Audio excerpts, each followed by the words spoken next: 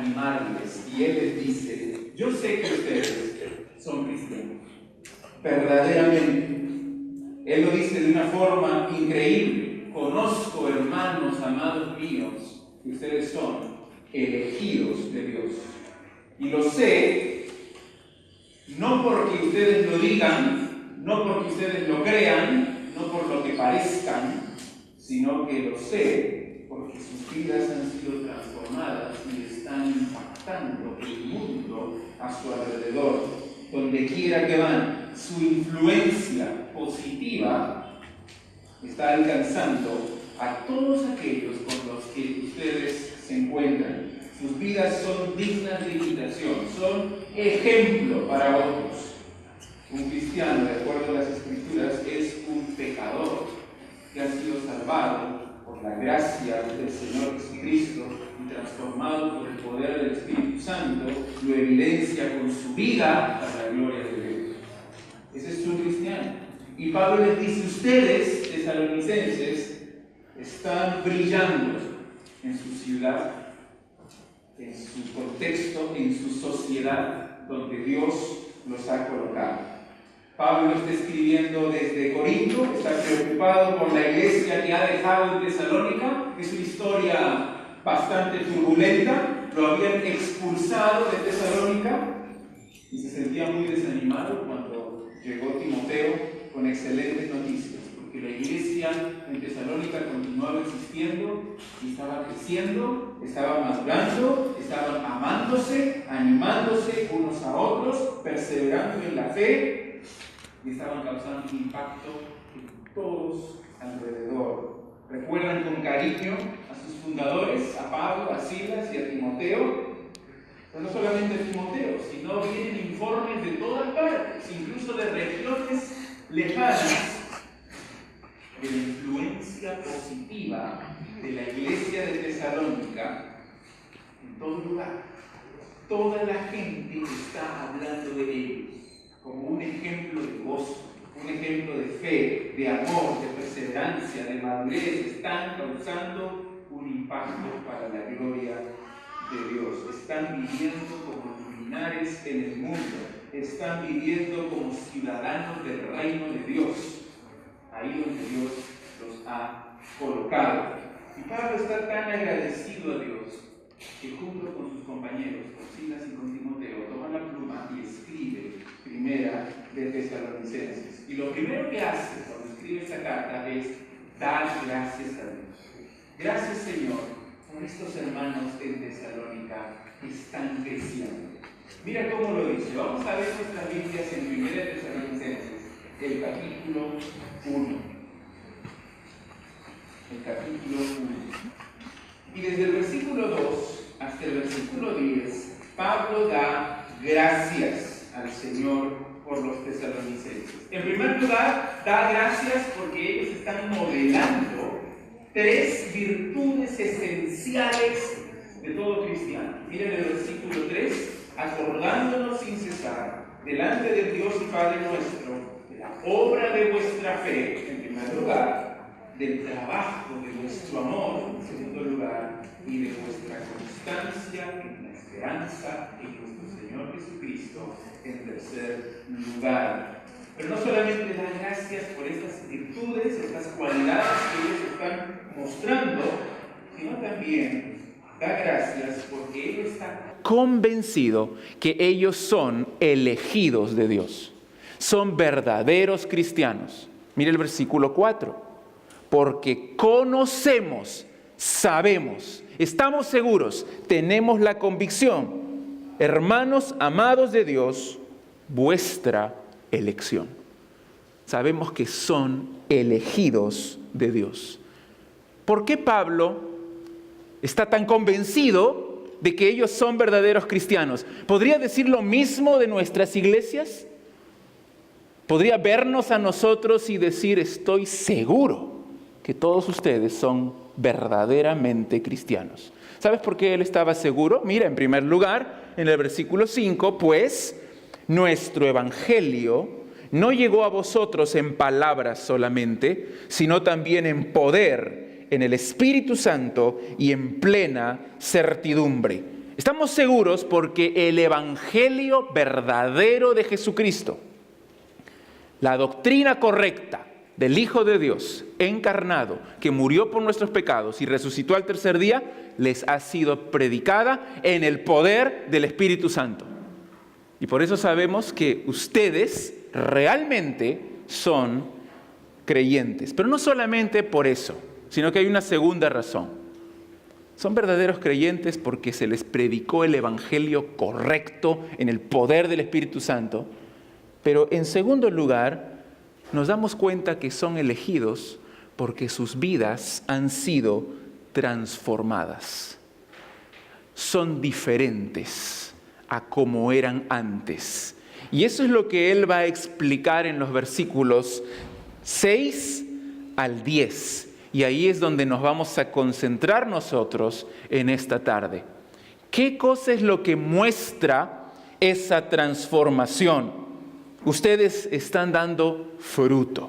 Ustedes han sido transformados y se manifiesta de forma visible. Podemos verlo. La pregunta para todos nosotros es, ¿cómo impactamos la sociedad en la cual Dios nos ha puesto? ¿Cómo podemos influir positivamente? ¿Cómo podemos dejar huella aquí, en esta ciudad, en este contexto donde Dios nos ha puesto? Y al mismo tiempo, no solo dejar huella, sino al mismo tiempo dar gloria a Dios. Por eso el título, ¿cómo impactar el mundo para la gloria de Dios? Pablo nos va a dar la respuesta en estos versículos del 6 al 10. Mira lo que dice, vamos a leerlo. Y vosotros vinisteis a ser imitadores de nosotros y del Señor, recibiendo la palabra en medio de gran tribulación con gozo del Espíritu Santo. De tal manera que habéis sido ejemplo a todos los de Macedonia y de Acaya que han creído, porque partiendo de vosotros ha sido divulgada la palabra del Señor, no solo en Macedonia y Acaya, sino que también en todo lugar vuestra fe en Dios se ha extendido, de modo que nosotros no tenemos necesidad de hablar nada, porque ellos mismos cuentan de nosotros la manera en que nos recibisteis y cómo os convertisteis de los ídolos a Dios para servir al Dios vivo y verdadero y esperar de los cielos a su Hijo, al cual resucitó de los muertos, a Jesús, quien nos libra de la ira venidera. ¿Cómo impactar el mundo? ¿Cómo influir? ¿Cómo dejar huella en la cultura en la cual nosotros vivimos? Y aquí estoy hablando a cristianos individuales. Nosotros como hijos de Dios, en lo que hacemos todos los días, ¿cómo podemos influir para la gloria de Dios? En primer lugar, esto es básico, imitando a Cristo. Imitando a Cristo. Hay un cambio aquí en el versículo 6, porque en el versículo 5, Pablo se concentra en su labor de predicación, en la vida de los misioneros. Pero en el versículo 6 hay un cambio.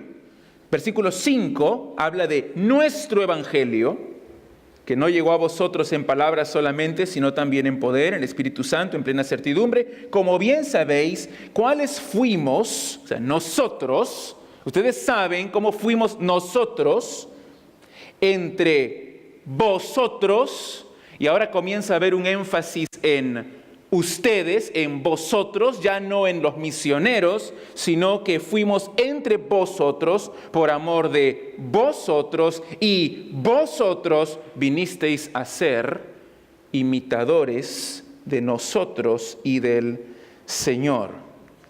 ¿Por qué Pablo menciona primero a ellos mismos antes que al Señor? Ustedes se convirtieron en imitadores de nosotros, en primer lugar, y del Señor, en segundo lugar. ¿Por qué se menciona él junto a Silas y a Timoteo en primer lugar? Porque es lo primero que ellos ven, a los mensajeros, a los misioneros. Pablo aquí está apuntando al cambio que ha sido producido en sus vidas. No dice que él está seguro de su salvación porque hicieron una oración o porque tomaron una decisión, sino que han llegado a ser imitadores de los predicadores. Han llegado a ser imitadores del Señor Jesucristo. Y ha sido un cambio observable, evidente, visible, definitivo en las vidas de los tesalonicenses. No simplemente se han convertido en conocedores, no solamente se han convertido en oidores o en adherentes o en simpatizantes, sino que se han convertido en imitadores.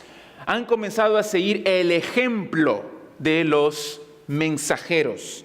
Es interesante que Pablo utilice este lenguaje de imitación constantemente en sus cartas. Por ejemplo, mira en 1 de Corintios, el capítulo 11.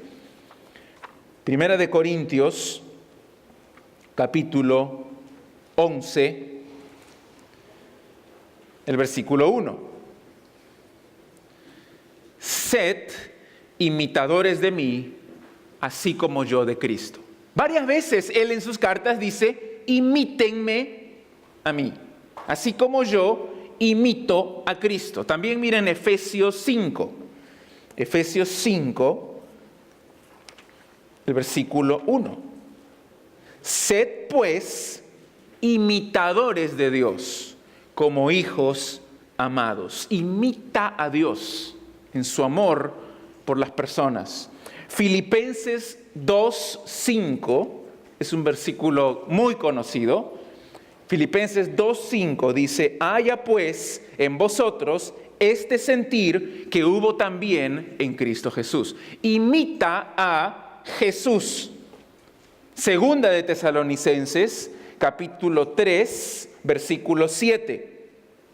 Porque vosotros mismos sabéis de qué manera debéis imitarnos, pues nosotros no anduvimos desordenadamente entre vosotros. Imita a Dios, imita a Cristo, imítame a mí porque yo imito a Cristo. Imítanos en nuestro carácter y en las cosas que hacemos, dice el apóstol Pablo. En nuestra época individualista y humanista, esto podría malentenderse. Que alguien se pare al frente y diga, imítenme a mí. Hagan las cosas como yo las hago, piensen como yo pienso, hablen como yo hablo. Algunos podrían creer que imitar a otros es negar su propia personalidad y dirían, yo no imito a nadie, yo soy yo. Algunos dirían, yo soy único. Cuando Dios me hizo a mí, rompió el molde. Yo no tengo por qué imitar a otra persona. Dios me ama así tal como soy. Algunos podrían pensar también que cualquiera que exhorta a otros a que lo imiten es soberbio, es orgulloso. ¿Quién se ha creído para decir, imítenme a mí?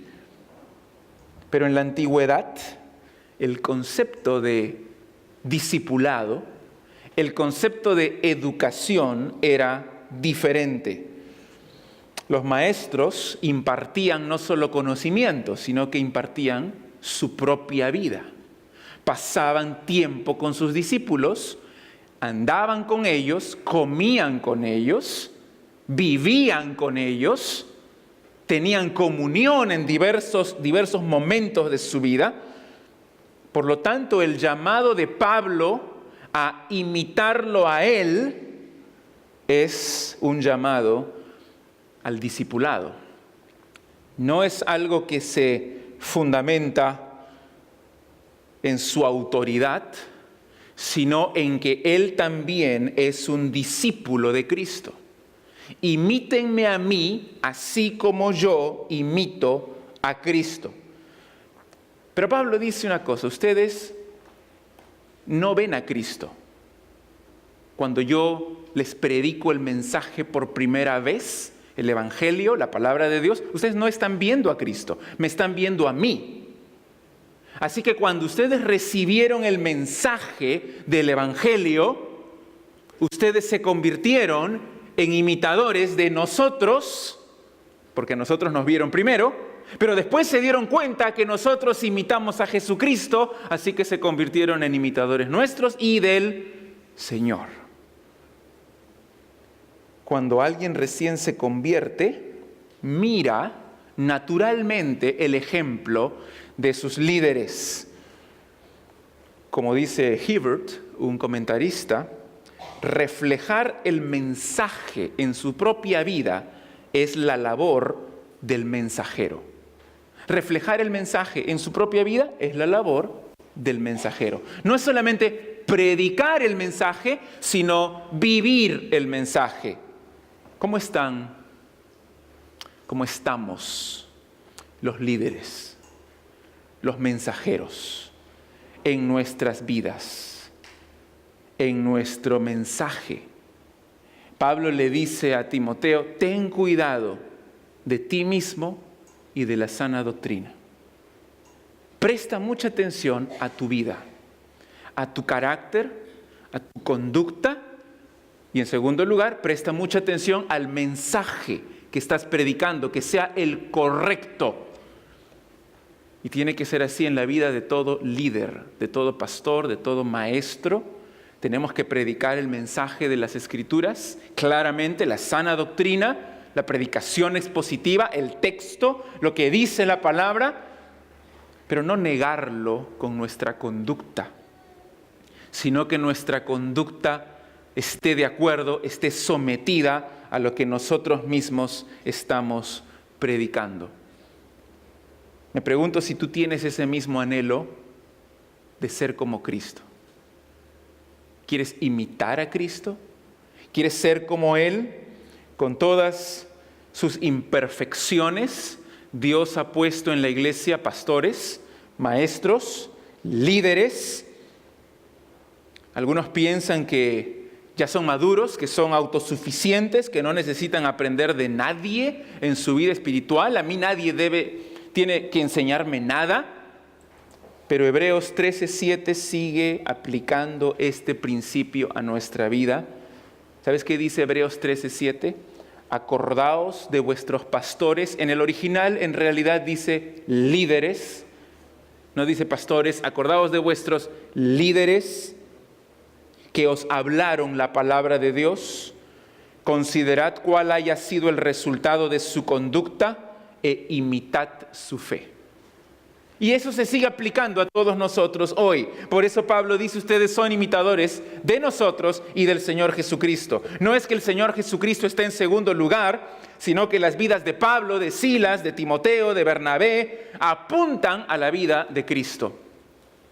En el caso de los tesalonicenses, Pablo se complace en la conducta que ellos están mostrando porque están exhibiendo una vida ejemplar. No les da una exhortación a obedecer, sino que se muestra convencido de su salvación porque son diferentes, porque están imitando al Señor Jesucristo.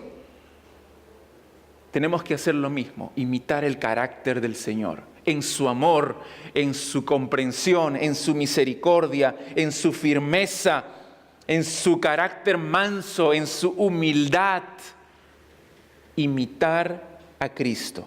Pero especialmente hay un área, dice Pablo, en la que tenemos que imitarlo y que va a causar un impacto, va a causar una conmoción en todas aquellas personas que ven nuestra vida. ¿Sabes en qué área tenemos que imitar al Señor Jesucristo también? No es fácil.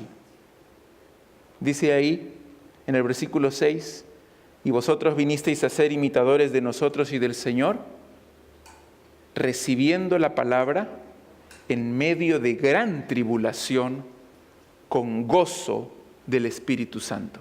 Esta marca de gozo en medio del sufrimiento es una marca distintivamente cristiana. Es la marca de Cristo, el cual cuando lo maldijeron y cuando lo azotaron y cuando lo trataron mal y le escupieron y se burlaron de él, no se vengó, sino que encomendó la causa al que juzga justamente. Y por el gozo puesto delante de él, sufrió el oprobio y sufrió el desprecio y la maldad del ser humano en su propio cuerpo. Y Pablo dice, ustedes, si es que son verdaderamente cristianos, van a imitar a Cristo y lo van a imitar especialmente en esta área de gozo en medio del sufrimiento. El énfasis está en perseverar, en seguir adelante, en hacer la voluntad de Dios, en obedecer. Dice aquí, recibir la palabra, ser obediente a la palabra, aún cuando nos persiguen, aún cuando nos tratan mal, aún cuando nos discriminan. Un hermoso ejemplo del mismo apóstol Pablo estaba muy reciente en su memoria. Él estaba en Filipos, lo azotaron, lo encarcelaron, lo pusieron en el cepo, en el calabozo más oscuro, y a la medianoche él y Silas están cantando con gozo al Señor. Gozo en medio del sufrimiento. Y ustedes hagan lo mismo. Ellos lo están haciendo. Nosotros, así como Pablo sufrió en la predicación del Evangelio, de la misma manera todos aquellos cristianos que quieren vivir piadosamente y que quieren agradar a Dios, de alguna forma van a sufrir algún tipo de discriminación, algún tipo de burla. No estamos en un país del Medio Oriente donde hay persecución terrible, sanguinaria en contra de los cristianos. Estamos en un país libre, donde podemos predicar el Evangelio y no lo aprovechamos tantas veces. Queremos acomodarnos más bien a la cultura. Pero lo que está diciendo Pablo es que la primera marca de un cristiano verdadero es que imita a Cristo. Y cuando imites a Cristo, va a venir tribulación. Y cuando venga la tribulación, tienes que estar con gozo. Así como Pablo, entonces, debemos seguir el ejemplo nosotros también. Jesús dijo, en el mundo tendréis aflicción, pero confiad, porque yo he vencido al mundo. Ellos voluntariamente recibieron, acogieron la palabra de Dios. Otra vez en el versículo 6, recibiendo la palabra. En medio de gran tribulación, con gozo. Recibieron el Evangelio, recibieron la sana doctrina con gozo. Ese Espíritu Santo que capacitó a los misioneros para predicar es el mismo Espíritu Santo que capacitó a los oyentes para recibir la palabra con gozo del Espíritu Santo. Es una experiencia totalmente anormal para el mundo, es una paradoja. Es la paradoja cristiana, la combinación, piensa nada más, la combinación de gozo y sufrimiento es una de las evidencias que tú eres elegido de Dios. El Señor mismo, en la parábola del sembrador, habló de personas que reciben la palabra con gozo, pero que cuando viene la aflicción, tropiezan y caen. En cambio, los que perseveran en ese gozo inicial, a través de las pruebas de la vida, aquellos que siguen adelante, son verdaderamente salvos. La fuente del gozo cristiano no es el sufrimiento, no somos masoquistas. La fuente del gozo es el Espíritu Santo. Aunque no haya aflicción, aunque no haya dolor, si tú tienes el Espíritu Santo vas a tener su gozo. Y si hay aflicción y si hay dolor, como tienes el Espíritu Santo, vas a tener gozo también. Puedes dudar de muchas cosas, puedes estar preocupado por diversos asuntos, por tu salud, por tu economía, por tu futuro, por tu estabilidad. Pero una cosa es segura, si tú estás en Cristo, estás bien. Si estás en Cristo, estás bien y debemos gozarnos en esa verdad. Imita a Cristo. Y cuando la gente alrededor vea esa actitud en ti, les impactarás. En primer lugar, entonces imitando a Cristo. En segundo lugar, siendo ejemplo a otros creyentes. Imitar a Pablo, imitar a Cristo, tuvo consecuencias positivas. Las vidas gozosas de los tesalonicenses, en medio del sufrimiento, sirvieron de ejemplo a todos los creyentes de Tesalónica. Mira el versículo 7. De tal manera que habéis sido ejemplo a todos los de Macedonia y de Acaya que han creído. ¿Entiendes lo que aquí ha ocurrido? ¿Te das cuenta de lo que está pasando? No solamente ellos se han convertido en imitadores, sino que ahora son dignos de imitación. En primer lugar, imitan a sus líderes porque ellos imitan a Cristo. Pero ahora se han convertido en ejemplo para que otros los imiten a ellos. Ese es el proceso circular del discipulado cristiano. Además, es una declaración increíble porque habían pasado pocos meses desde su conversión. Pero su reputación había alcanzado Acaya, que es una provincia a varias semanas de distancia por tierra. Tesalónica es una iglesia modelo. Los creyentes, los miembros de la iglesia son creyentes modelos. Por donde quiera que van, son ejemplo para otras personas. A pesar de su juventud como iglesia, a pesar de la persecución que estaban sufriendo, su gozo, su amor, su fe, su perseverancia eran visibles, eran notorias a todos. Te hago la pregunta otra vez, piensa en tu iglesia. Piensa en ti mismo. Cuando estás en la oficina, cuando estás en la calle, cuando estás en la casa, no en la iglesia, sino en otros contextos. ¿Eres ejemplo? ¿Eres modelo? Tesalónica era la capital de Macedonia, un puerto, una ciudad muy influyente para toda la zona. Pero ahora también los creyentes de Tesalónica se habían convertido en una influencia tremenda para todos los creyentes de toda la provincia y más allá todavía. El mejor lugar para que tú puedas causar un impacto para la gloria de Dios es el lugar donde estás ahora. ¿Dónde estás ahora? ¿En dónde estás trabajando? ¿En dónde estás estudiando? Ese es el lugar donde debes florecer. Ese es el lugar donde debes brillar. Allí donde Dios te ha puesto y con la profesión, el oficio, el cargo, la posición que Él te ha dado, allí glorifica a Dios. No necesitas ser misionero transcultural para glorificar a Dios, para ser como Cristo, para influir en otros, para predicar el Evangelio. Ahí donde estás, hazlo. ¿Quiénes están siguiendo tu ejemplo? ¿Quiénes están siguiendo tu ejemplo? En tu oficina, en tu casa. ¿Quiénes? En tu iglesia. Tal vez debería preguntar mejor, ¿te gustaría que sigan tu ejemplo? ¿Te gustaría que sigan tu ejemplo?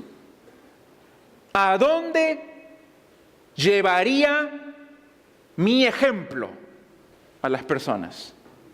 ¿A una vida de santidad y de fruto para la gloria de Dios? ¿O tal vez mi ejemplo, yo me doy cuenta, yo sé que llevaría a las personas a alejarse de Cristo? Como Pablo dice aquí, el mejor ejemplo lo das cuando imitas al Señor Jesús. Tenemos que ser ejemplares en todo lo que hacemos. Paga tus impuestos. Sométete a las autoridades. Trabaja bien. Trata con amabilidad a tus empleados. Paga lo que es justo. a tiempo, di la verdad, sé íntegro, no chismees, no te quejes, sé ejemplo donde Dios te ha puesto.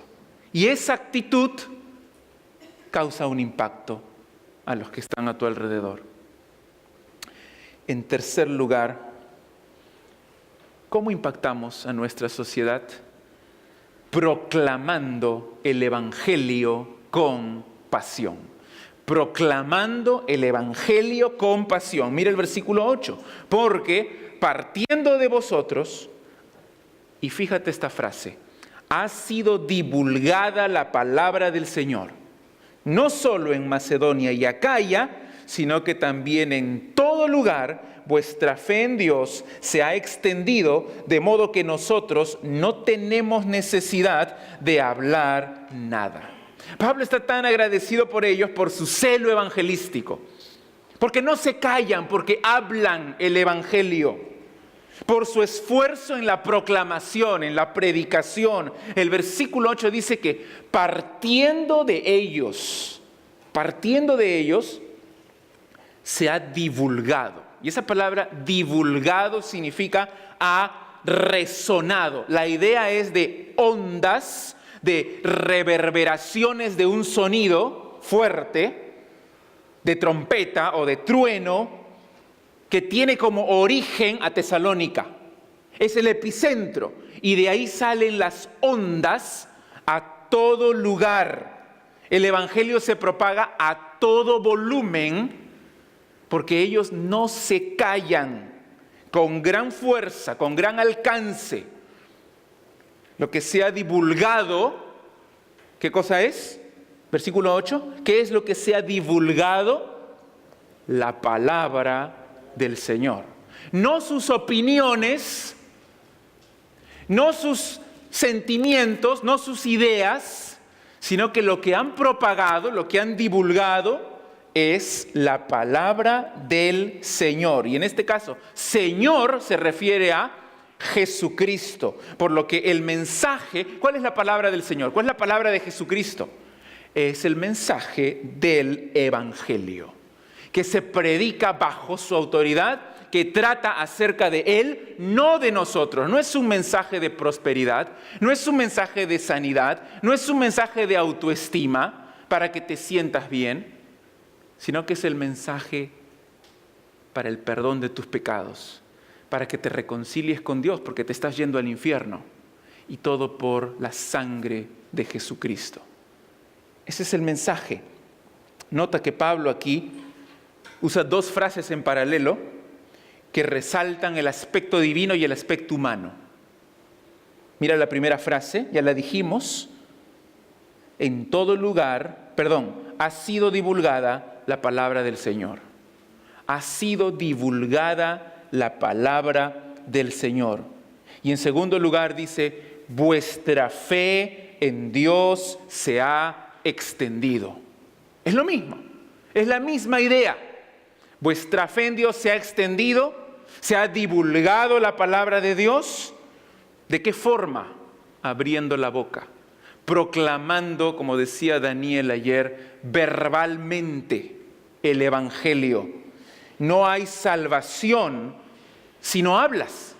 Puedes dar un buen ejemplo, puedes imitar a Cristo y de esa forma causar un impacto en las personas a tu alrededor. Se van a sorprender, se van a admirar. Pero si no abres tu boca y articulas el Evangelio con claridad, no puede haber salvación.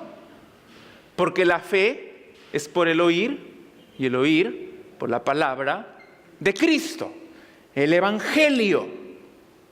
Nacemos no de simiente corruptible, sino de simiente incorruptible por la palabra de Dios que permanece para siempre. Dios ha determinado salvar a los creyentes por la locura de la predicación. El Evangelio es poder de Dios para salvación. Y aún así hay tantas personas creyentes, o dicen ser creyentes, pastores, que no creen en el poder de la predicación. Sienten que es insuficiente y que tienen que hacer algo más para que la gente se convierta. Tenemos que hacer un programa espectacular, un concierto, un show, regalar cosas, obra social, algo para que la gente reciba a Cristo. Porque la predicación no es suficiente. Claro, no lo van a decir así, pero eso es lo que sienten, eso es lo que piensan dentro de su corazón. La propagación del cristianismo en sus primeros años no se debió a obra social, sino a la proclamación del Evangelio de Jesucristo. A vidas transformadas que iban por todo lugar diciendo: yo cambié, yo fui transformado porque Cristo murió por mí. Él resucitó, es el Señor, cree en Él tú también. Pablo aquí no está hablando de programas. Pablo aquí no está hablando de campañas evangelísticas organizadas. Está hablando aquí de influencia por medio del testimonio vivido, pero el testimonio verbal, de gozo en medio del sufrimiento que los tesalonicenses llevaban a donde quiera que fuesen. Rápidamente los tesalonicenses se convertían a donde iban en el tema de conversación. ¿Están siguiendo a Jesús? ¿Quién es ese Jesús? Por eso es que Pablo dice: en todo lugar vuestra fe en Dios se ha extendido. No solamente en Macedonia y Acaya, como había dicho en el versículo 7, sino que en el versículo 8 dice que además a todo lugar, donde quiera que iban. Y eso, lo más increíble de este versículo, es que Pablo dice: lo que ustedes están haciendo ha tenido repercusiones sobre mi ministerio. Ha tenido consecuencias directas sobre mi ministerio, dice Pablo. Porque cuando yo voy a cualquier lugar, antes que yo pueda decir algo acerca del Evangelio, la gente ya lo sabe. Y lo sabe por ustedes. No tengo ya necesidad de abrir mi boca, ni de decir nada, por el buen testimonio que ustedes han dado. Claro, puede estar exagerando un poquito Pablo, pero la idea aquí es que los tesalonicenses en todo lugar que van comparten el Evangelio. Ellos ya hablaron, ellos ya predicaron, ellos ya proclamaron. Llega Pablo a predicar y todos ya saben el Evangelio. Va a otro sitio y ya saben el Evangelio. Y es por los tesalonicenses. Esta era una iglesia de hombres y mujeres que habían sido evangelizados y que ahora eran evangelistas. Con gran pasión, con gran celo, con gran esfuerzo en su transmisión del Evangelio, verbalmente, con su conducta. Su fe ha impactado en todo lugar. Esa es la misión de la iglesia. Lo hemos repetido muchas veces. Creo que todos vamos a salir de aquí y espero que ya lo tengamos bien claro en nuestra mente. Es increíble que en iglesias que se llaman cristianas no se predique el Evangelio, no se predique la Biblia, sino que se utilice el púlpito para predicar política, para predicar psicología, para predicar prosperidad, para predicar autoestima, autorrealización personal, que es para predicar secretos, tips para una vida mejor, y que no se predica el Evangelio. ¿Cómo puede ser? Pablo dice que este es uno de los distintivos del cristiano verdadero. Porque no se puede callar de lo que Cristo ha hecho por él. Tengo que decirlo a los demás. Tengo que predicar el Evangelio. Y ellos no están diciendo: Su forma de evangelizar no es: te invito a la iglesia. No se acercan al pastor y le dicen: pastor, vaya a mi casa por favor para que le hable a mi familia el evangelio.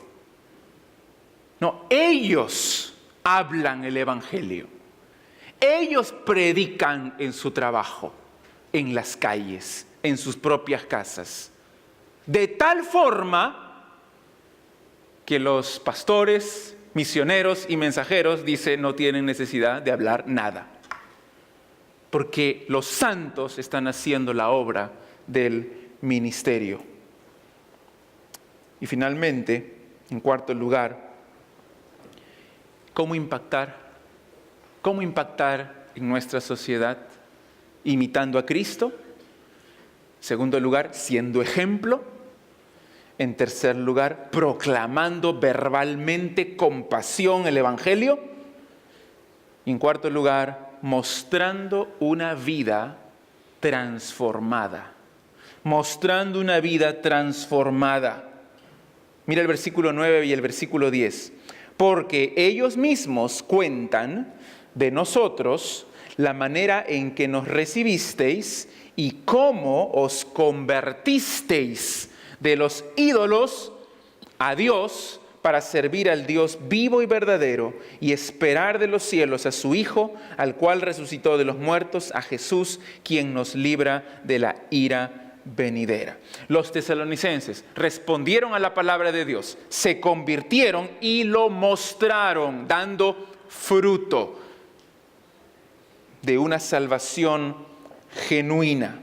Era claro para todos, de tal forma que Pablo puede decir: yo estoy seguro de vuestra elección, porque ustedes antes servían a los ídolos, pero ahora sirven al Dios vivo y verdadero, y es visible, es claro, han sido transformados. No era nada sencillo lo que habían hecho los tesalonicenses, porque rechazar los ídolos significaba también renunciar a una larga parte de su propia vida. Renunciar a ciertos eventos sociales, renunciar a los cultos en el templo, incluso renunciar a ciertas reuniones familiares, porque están desechando los ídolos que proliferaban en esa cultura. Esa actitud de no adorar a ningún Dios, sino solo a Cristo, producía ira en los incrédulos, producía resentimiento entre los amigos y los parientes. Significaba también ser acusado de sedicioso, porque yo ya no voy a adorar al emperador. El culto al emperador que estaba tan extendido, ya no me voy a postrar ante el emperador. Ya no voy a seguir ningún otro dios pagano. Ya no voy a participar de las grandes fiestas en honor a los dioses. Para los romanos esto era poner en peligro la estabilidad política de todo el imperio. Convertirse en cristiano significa romper con los ídolos del pasado. Este es un momento decisivo, es un momento de reorientación de la vida. No hay lugar para Cristo entre los ídolos. Convertirse en cristiano no significa agregar a Cristo a mi lista de ídolos. Tengo que desechar mis ídolos y solo adorar al Señor Jesucristo. Convertirse significa dar la vuelta. Dice aquí, se convirtieron de los ídolos, le dieron la espalda a los ídolos y se convirtieron al Dios vivo y verdadero. Todavía hay ídolos hoy día. ¿Estamos de acuerdo? Hay ídolos hoy día. ¿Qué ídolos? Por ejemplo, convertirse a Cristo significa dejar el ídolo del dinero, dejar el ídolo de la codicia, el ídolo del poder, del ser reconocido, el ídolo del yo, de la familia, del fútbol, del trabajo, del sexo, del placer. Cualquier cosa puede ser un ídolo. Lo que está diciendo Pablo es renuncia a todos esos ídolos. Ya no los sirvas, ya no los sigas, ya no los adores, porque la idolatría es un pecado serio a los ojos de Dios. Los poderes demoníacos operan detrás de los ídolos. Pero el poder de Dios es infinitamente mayor. Contemplar su belleza, contemplar su poder, deleitarnos en Él, hacer todo para su gloria. Eso es lo que vale. Ese es el fin del hombre. Vivir para la gloria de Dios. Los tesalonicenses mostraron su conversión dejando sus ídolos, volviéndose a Dios. Y mira cómo lo dice al final del versículo 9. Para servir al Dios vivo y verdadero. Eso significa un reconocimiento del señorío de Dios, porque ahora soy su esclavo. Vivo para servirlo a Él. Es un compromiso total con el Señor. Él es el único Dios verdadero, no hay otro, es un Dios vivo. Es un contraste muy claro entre los ídolos, que son muertos, que son falsos, y por otro lado, el Dios vivo y verdadero. ¿Y qué incluye ese servicio? ¿Qué incluye ese servicio a Dios? Incluye muchas cosas. Incluye adoración, incluye obediencia absoluta, fidelidad a Él, compromiso, involucra todos los aspectos de nuestra vida. No es que hay algunas áreas que yo escondo y guardo para mí. Sí, Señor, tú gobiernas en todo, menos en este rinconcito de mi corazón que me lo quiero guardar para mí. Por favor, déjame este sitio donde yo mando. No, es todo rendido a la voluntad de Dios. Somos siervos de Dios, nuestras vidas le pertenecen a Él y esa es una evidencia de que somos verdaderamente cristianos, que nos hemos rendido al señorío de Jesucristo. Algunos dicen, y he escuchado a veces en testimonios, yo recibí al Señor como mi Salvador y ya tenía el cielo asegurado, pero no lo recibí realmente como Señor, sino hasta 5 años después, 10 años después. Todo ese tiempo estuve viviendo mi vida como un cristiano carnal. Era salvo, tenía a Cristo como mi Salvador, sabía que me iba a ir al cielo, pero no lo tenía como Señor. En el momento que lo recibí como mi Señor, ahí puse las cosas en serio, ahí mi vida cambió verdaderamente. Y yo diría, no es que lo recibiste como Señor, sino que recién fuiste salvo. Recién fuiste salvo en ese momento. Porque ninguno puede recibir a Cristo y no ser transformado por Él. El que tiene al Hijo tiene la vida. Si alguno está en Cristo, nueva criatura es. Las cosas viejas pasaron, todas son hechas nuevas. Entonces, el ser creyente, el tener a Cristo en el corazón, se manifiesta en frutos, en un carácter, en una vida transformada. Estos creyentes estaban floreciendo donde Dios los había puesto, en sus trabajos, sus oficios, sus cargos, mostrando a todos los que lo veían sumisión absoluta al Rey de Reyes. Y también la última frase, esperar de los cielos a su Hijo. Esperar de los cielos a su Hijo. La convicción que Jesús va a regresar por segunda vez es una de las creencias esenciales del cristianismo. Si tú no crees que Cristo vuelve por segunda vez, no eres cristiano. Es una de las doctrinas esenciales, que Él viene por segunda vez. Y lo que tienes que hacer, como Él viene por segunda vez, es esperarlo.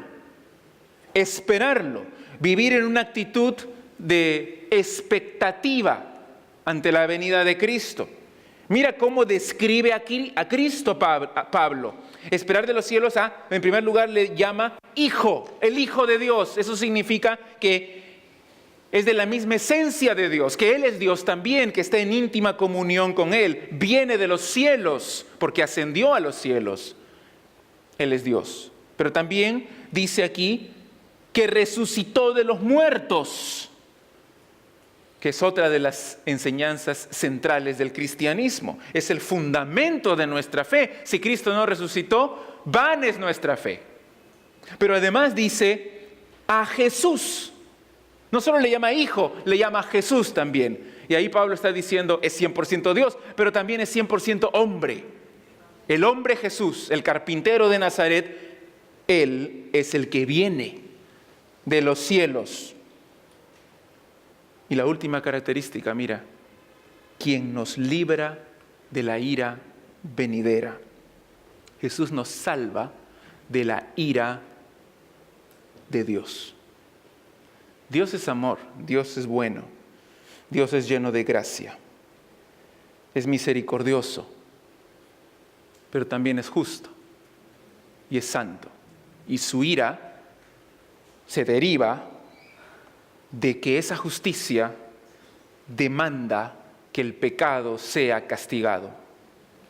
Es una respuesta necesaria, no caprichosa, es una respuesta santa, no mala, es una respuesta justa a la maldad del ser humano. Es una ira diferente a la ira tuya, a la ira mía.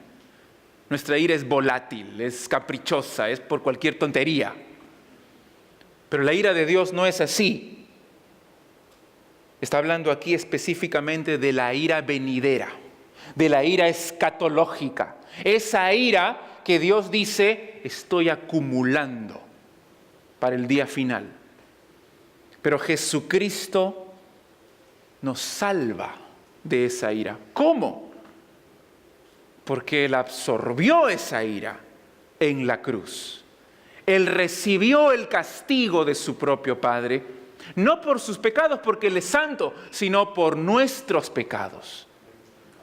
Y nosotros, agradecidos, le esperamos, anhelamos que Él venga por segunda vez. Entonces, el Evangelio verdadero nos cambia, nos transforma. Y nosotros tenemos que mostrar esa transformación para impactar en el mundo donde estamos. ¿De qué forma? Imitando a Cristo, siendo ejemplo para otros creyentes y para todos los que están mirando alrededor. En tercer lugar, proclamando con pasión verbalmente el Evangelio. Y en cuarto lugar, viviendo una vida transformada. Si hacemos estas 4 cosas, ¿vamos a causar impacto o no? Por supuesto. ¿Por qué no estamos causando impacto entonces? Porque no estamos viviendo así. Pablo escribiría una carta a tu iglesia y daría gracias a Dios por estas cosas. Tal vez 1, 2, 3, pero ¿todos? ¿La mayoría? ¿Todos los creyentes? ¿Todos los miembros? ¿Qué tal impacto causaríamos? El Evangelio verdadero te transforma. Acuérdate esa idea. El Evangelio falso te deja igual. El Evangelio falso no te transforma. Te deja igual que antes. Tú piensas que eres salvo. Pero como no es el Evangelio verdadero, no tiene poder para cambiar tu vida. Tal vez me equivoco. En realidad, el Evangelio falso te deja peor que antes. Porque te deja con una falsa seguridad de que te estás yendo al cielo, cuando en realidad estás yendo al infierno y piensas que eres cristiano. Yo me temo que muchas iglesias que dicen ser cristianas en nuestro país tienen miembros con esa falsa seguridad. Están creyendo que se van al cielo. No están causando ningún impacto a nadie. Al contrario, están acomodados al mundo. Se llevan bien con el mundo. Están haciendo las cosas del mundo. Y piensan que se están yendo al cielo. Porque un día hicieron una decisión. Y cuando tú les preguntas, ¿cómo sabes que eres cristiano? Toda su seguridad se basa en algo que ellos hicieron y no en la obra de Jesucristo.